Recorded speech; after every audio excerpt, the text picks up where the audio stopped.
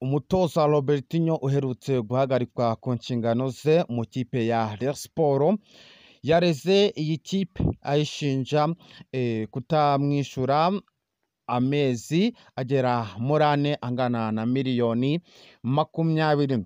Uyu mutoza kandi yavuze ko iki kibazo Ferwafa ikwiye kugikurikirana mu minsi itarenze 20, ndetse kandi yaje kuvuga yuko iki kibazo nikitaza gukurikiranwa vuba azahita azamuka ku rwego rwa FIFA kugira ngo aze kubaza ikibazo cye, ndetse kandi n'umushahara we awubonere ku gihe.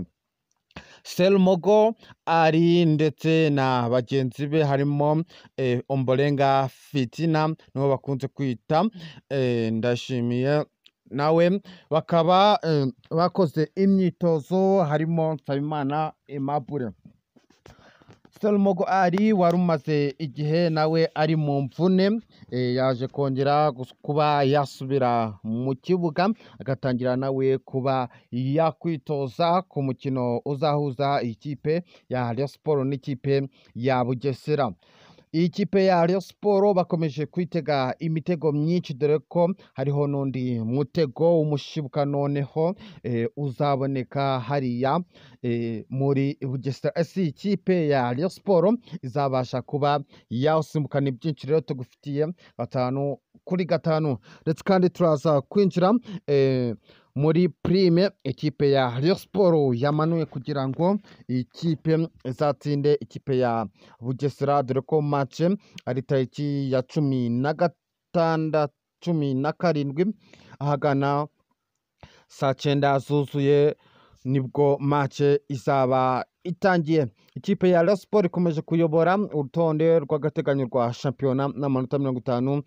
Ese byitezweho ko iyi kipe ishobora gutwara igikombe cya shampiyona? Ni byinshi tugufitiye, wibuka kudushyigikira ukanda subscribe, ndetse kandi ukibuka no gukanda ku nzogera kugira ngo utaja ucikanwa n'amakuru y'imikino tugenda tubategurira umunsi ku munsi. Umutoza Robertinho wahagaritswe mu nshingano ze yari asanzwe atoza ikipe ya Rayon Sports. Uyu mutoza yageze mu rukiko arega ikipe ya Rayon Sports ayishinja amafaranga angana na miliyoni 28 z'amafaranga y'u Rwanda batari bamwishyura. Ndetse kandi uyu Robertinho ikibazo yakigejeje kuri Ferwafa, ariko nyamara Ferwafa nta kintu iramusubiza. Uyu mutoza yavuze yuko igihe Ferwafa itabyitayeho azazamuka ku rundi rwego rwo hejuru arirwo FIFA kugira ngo arege iyi kipe ya Rayon Sports imurimo umwenda wayo mafaranga angana na miliyoni 28. Ndetse kandi yibukije ko Ferwafa ikwiye kubikurikirana mu minsi itarenze 20 itaba yari yabikemura, akabasha kuba yazamuka mu rundi rwego rusumba Ferwafa. Ikipe ya Rayon Sports nta kintu iramusubiza ku baruwa yanditse abishyuza aya mafaranga. Ni byinshi rero uyu mutoza yagiye avuga kuri ikipe ya Rayon Sports, avuga yuko batari bamwishyura amafaranga yari akwiye kugenerwa. Ubu ngubu ikipe ya Rayon Sports ikomeje gukora imyitozo yitegura ikipe ya Bugesera. Match iri ku wa gatandatu ahagana saa 9 nibwo ikipe ya Rayon Sports izaba iri gukina n'ikipe ya Bugesera muri Rwanda Premier League. Kugeza ubu ikipe ya Rayon Sports iyoboye urutonde rwa shampiyona n'amanota 59.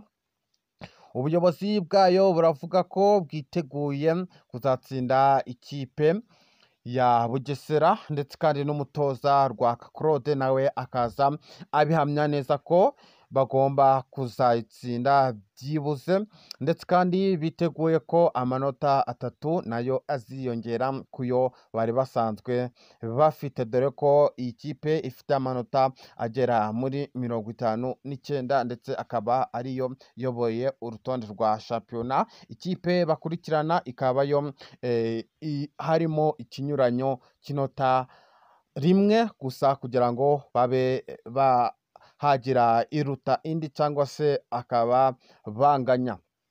Kugeza ubu ngubu rero iyi kipe ya Rayon Sport irasabwa gukora cyane kugira ngo itazagira icyo itakaza, mu gihe Serumogo ari wari umaze iminsi ari mu mvune akaba nawe yongeye kugaruka mu myitozo, ndetse uwo bakunze kwita Mbolenga Fitima ndetse na Nsabimana Aimable nabo bakaba bagarutse n'ikimwaro cyinshi, kuko bari bafite isoni mu gihe bari bamaze igihe badakora imyitozo, kubera ko batifuzaga kuba basubira muri iyi kipe ya Rayon Sport, ariko ubuyobozi buza kubabwira yuko icyiza basubira muri iyi siporo ibintu bikaba byagenda neza.